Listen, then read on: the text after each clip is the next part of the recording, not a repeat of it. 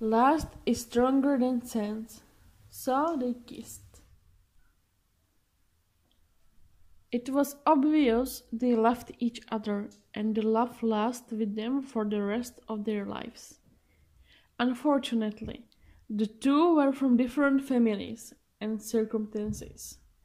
Sophia was from a Jewish family and Mohammed from a Muslim family. And although Mohammed may marry a Muslim woman, Sophia's father didn't want to hear about such a marriage. It was really suffering for them because they truly loved each other and even were neighbors, so they saw each other daily. So they could not forget each other, even they tried. But Sophia's father made a radical cut. He married her against her will with another man also from a Jewish family. And he was very proud of himself for defending his daughter's honor before there was an unfortunate accident with her chosen Mohammed. Unfortunately, he was wrong. Time passed and Sophia already had 3 children. She lived far from home and seldom visited her father. But then came the news that her father was very sick. Sophia was terrified, immediately packed up and went to see her father.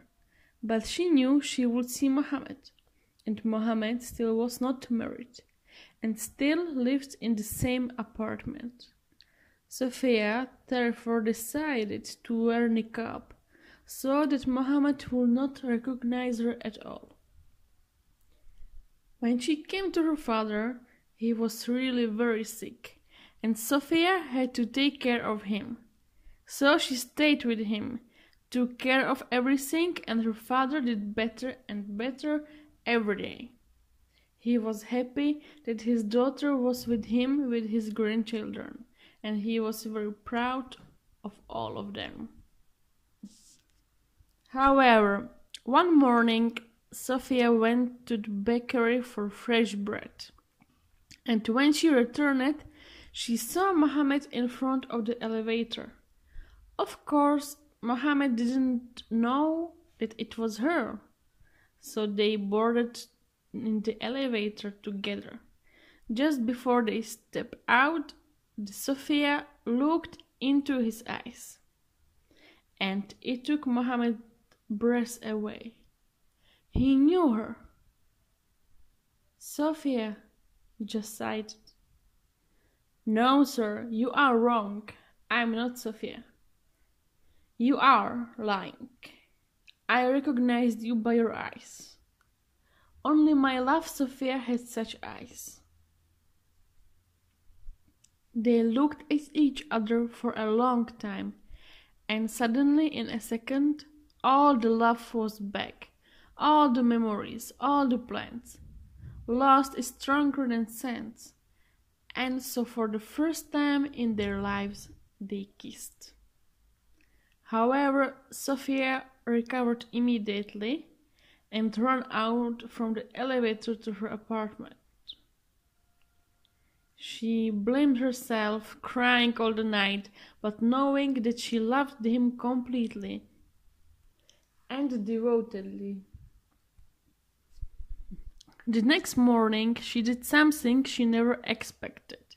She woke up before her father and children and went to see Mohammed. She planned to tell him that what happened yesterday was a big mistake, and she wanted to ask him not to tell anyone. But when she knocked on his door, Mohammed opened in a second, and as they saw each other, they fell around their necks, kissed with tears, touched and continued to the bedroom. After this scene, Sophia went back to her husband's home. 1 year later. It was Ramadan, and Sophia with her husband and the children went to visit her father again. Her father was already completely healthy and he was living very well. But they had a big surprise for him. They introduced him a new family member, baby boy. They showed him to all the neighbors and the parents were really so proud of this baby boy. But they were all shocked by one thing. The boy had exactly the same face as Mohammed. He was exactly the same, without a single difference. How is it possible? Everyone started whispering about it, till it reached Mohammed. It was clear for Mohammed, so he waited for Sophia in front of her father's apartment, and they did meet. Mohammed went to her relentlessly, looking at the child without even greeting her. "He is my son," he shouted on all the house. "What are you saying? This is not true at all.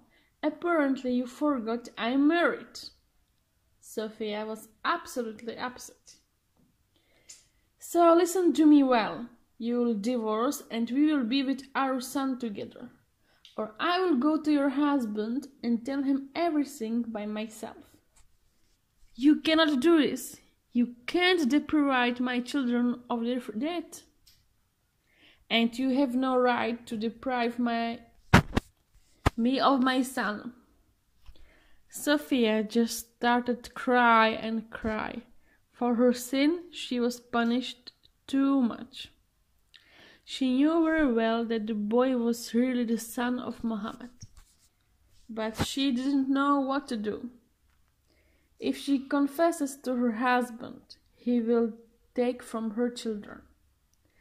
If her father finds out, he will kill her and even Mohammed. But Mohammed didn't joke. If she doesn't get divorced, he will go speak to her husband alone.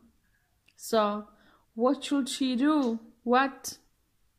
Sophia eventually made a radical decision. She packed all her children and left. But where? Nobody knows, because no one has ever heard about her again.